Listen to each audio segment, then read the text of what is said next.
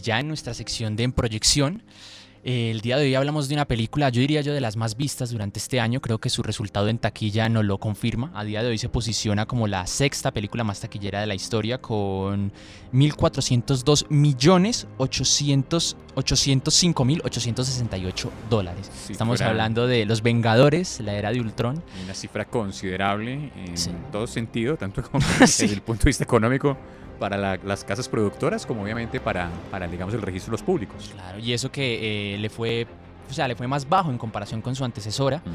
Y eso que no ha sido una película completamente esperada. De hecho, incluso llegué a escuchar por ahí, no sé qué tan cierto sea, varios rumores relacionados con que Marvel llegó a calificar como un fracaso esta película. De pronto porque esperaban muchísimo más, esperaban el doble. Y es muy común saber que Disney siempre espera el doble, el triple, el cuádruple. De sus inversiones, sí. Sí, es impresionante. Pero bueno, hoy vamos a hablar de la era de Ultron. ¿Qué podemos decir de la era de Ultron, Carlos? ¿Qué hizo bien? ¿Qué hizo mal? ¿Qué esperábamos ver en esta película? Bueno, yo suelo ser muy parcializado con las películas que me gustan. Yo disfruté muchísimo la era de Ultron. Creo que lo primero que habría que rescatar un poco de la película es el cierre de un periodo Sí. dentro de la estructura de las películas de Marvel que está construyendo junto con Disney. Si un poco los espectadores han visto las películas, los oyentes también lo podrán saber. Disney está tratando de hacer por etapas la construcción de todo el universo, toda la mitología de los superhéroes. Con la era de Ultron están haciendo un pequeño cierre donde nos ponen de cara a una fractura del grupo de los Vengadores, del grupo original, lo cual además es parte de la historia de los cómics. El grupo ha tenido una cantidad de alineaciones y en uno de los primeros cambios es cuando sus, digamos, figuras más titánicas terminan por retirarse. Al final de esa historia vemos como, pues, digamos, los 4 grandes pilares terminan por retirarse 3. Sí. Thor regresa de nuevo a Asgard. El Capitán América es el que queda de cara a un nuevo grupo de Vengadores. Iron Man se retira también, un poco como buscando otro tipo de lógicas.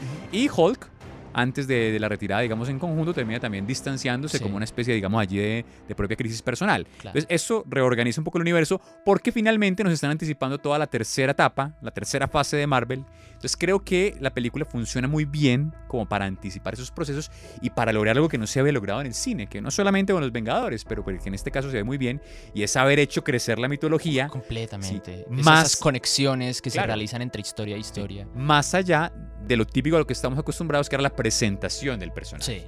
Las típicas películas del origen del héroe. Aquí estamos en otra cosa.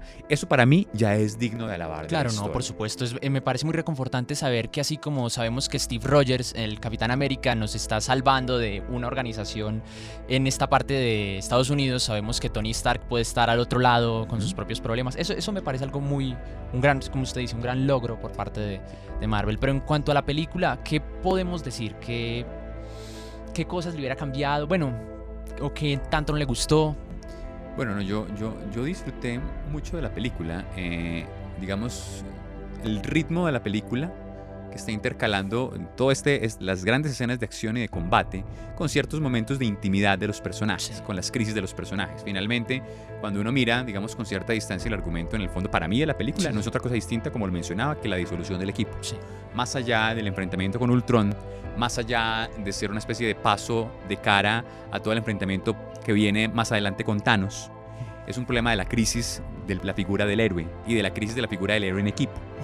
Entonces siento que lograron, digamos, hilar muy bien, narrativamente hablando, a través de toda esta excusa de Ultron, esa crisis. Sí. Entonces, como, por ejemplo, la aparición de un personaje como la Bruja Escarlata los coloca a ellos en esa especie de relación casi que de introspección con el sueño, y eso va a desatar, por ejemplo, el viaje de Thor. Sí. Eso va a desatar la lucha tan esperada además entre Iron Man y Hulk, digamos, casi que convertido en monstruo, sí. Y Tony Stark haciendo uso del Hulkbuster, de la armadura. Brutal. Para enfrentarlo. Entonces, ese tipo de tejidos me parecen a mí fantásticos. A mí de por sí siempre me ha llamado mucho la atención que Joss Whedon, el director, que también ahí cabe mencionar que en el pasado fue guionista de cómics, me llama mucho la atención excelentísimo manejo que le da a cada uno de los personajes, o sea, permite que cada uno de los personajes se luzcan, y no tanto porque aparezcan al mismo tiempo en pantalla, sino porque sencillamente deja que cada uno tenga su momento para brillar, y es algo que me parece muy difícil de lograr, Sí. es algo que hizo también muy bien en la primera película y que también habíamos visto que podía desembocar completamente mal, por ejemplo, en películas como X-Men, que no tengo nada en contra de ellas, de hecho me encantan, pero se nota que hay un desbalanceo entre lo que hace Logan o Wolverine con Ajá. el resto del equipo, que Logan siempre se termina llevando las mejores partes, mientras que aquí en Vengadores vemos que hay como una repartición muchísimo mejor de cada una de las acciones y de cada uno de los elementos que cada uno puede hacer. Sí, yo estoy completamente de acuerdo, Juan. O sea, el tema es un tema de equilibrio entre los Sí. personajes.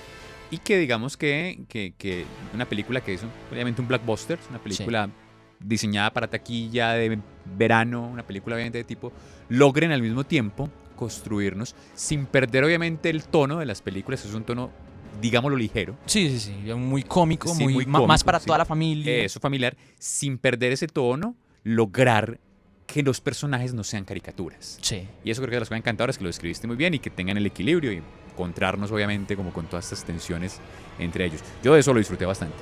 La película a mí como tal, o sea, la disfruté mucho obviamente, no me parece en absoluto una mala película, pero sí siento que me quedé viendo más. ¿En qué sentido? Por ejemplo, Robert Zemeckis, que es el director de Volver al Futuro, cuando Sí. le hicieron la pregunta sobre qué era hacer la secuela de Volver al Futuro, que ya en su momento hablaremos de eso, él decía que es muy difícil hacer una secuela de una película que gusta a tanta gente porque cada uno se configura más o menos qué es lo que quiere ver, entonces es difícil satisfacer a toda la audiencia.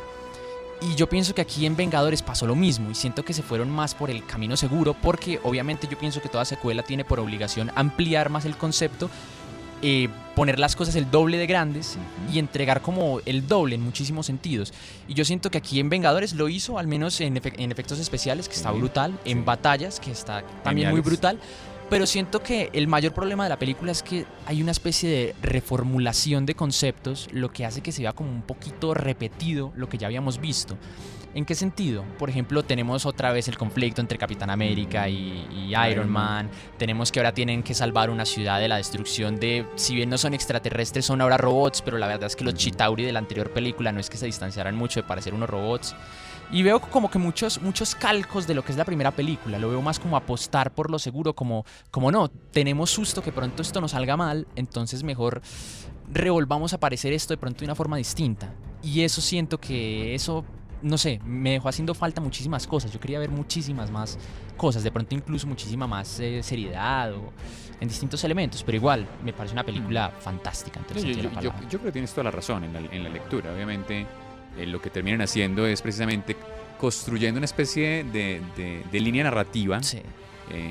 que les funciona muy bien en la otra película anterior. Yo lo único que sumaría es que, digamos, mi lectura es que en medio de esa línea narrativa alcanzan otros picos interesantes Claro, por supuesto. con los personajes, con la profundidad, con la intimidad que rescatan. Pero obviamente, digamos, es una película que tienen que jugársela pensando en no perder en taquilla. Ahora, Claro. que lo que me parece muy importante, digamos, a final de cuentas, para los que queremos que el universo continúe un buen tiempo, es que lograron dejarnos la expectativa de lo que viene después. Sí, claro, por supuesto. Y eso que también, yo también quería ver de pronto un poquito más referente a Civil War, porque siento que Civil War, que va a ser Ujú. digamos que la siguiente entrega, que es un conflicto entre bandos, como hemos estado diciendo, siento que pudieron haberlo sentado un poquito mejor, como Sí. configurar mejor los bandos, porque Ujú. siento que uno está como muy disperso, pero bueno, digamos que es Digamos, cuestión de darle Sí. oportunidades. Igual es un reto grande también, digamos, si uno lo piensa, por ejemplo, ese esfuerzo de establecer todas las líneas argumentales entre tantas películas es difícil. Por ejemplo, en este caso vemos el regreso de S.H.I.E.L.D., Sí. que había desaparecido. Si se pone la relación con la serie de televisión Agents of S.H.I.E.L.D., Ujú. S.H.I.E.L.D. había sido destruida después del Soldado de Invierno.